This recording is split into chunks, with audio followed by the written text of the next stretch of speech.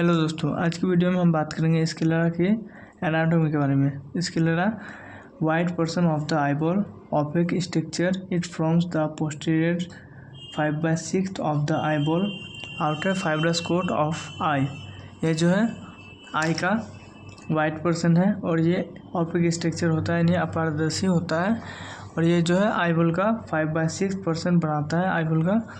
Outer fibrous coat of the eye, ये जो है आउटर फाइब्रस कोट है अर्थात ये आउटर लेयर है। कवर्ड बाय टेनस कैप्सूल, ये टेनस कैप्सूल द्वारा कवर्ड होता है। Bulbar conjunctiva in the anterior portion, eyeball का एंटीरियर पोर्शन में जो है वो बल्बर कंजक्टिवा पाया जाता है। It continues with dura maters and cornea.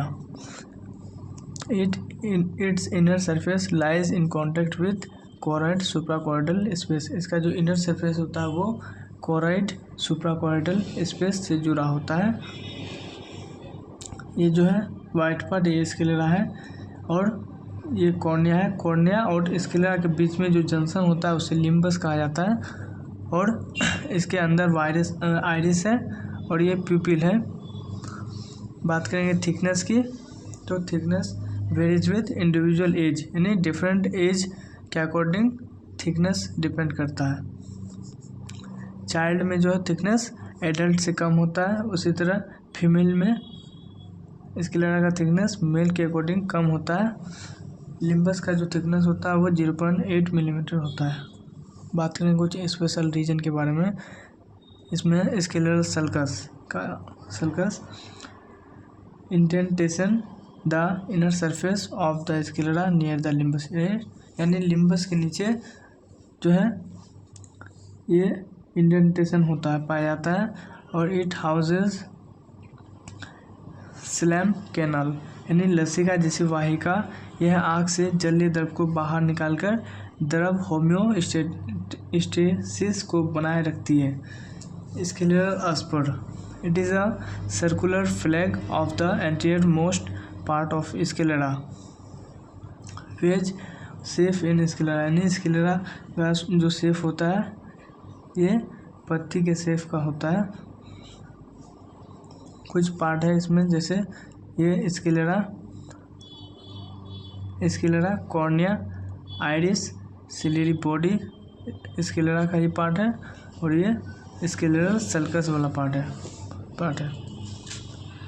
करेंगे लेयर्स ऑफ स्क्लेरा, यानी स्क्लेरा के लेयर्स के बारे में। स्क्लेरा जो है वो 3 लेयर में बटा हुआ है। It has 3 layers, episclera, sclera proper and lamina fossa.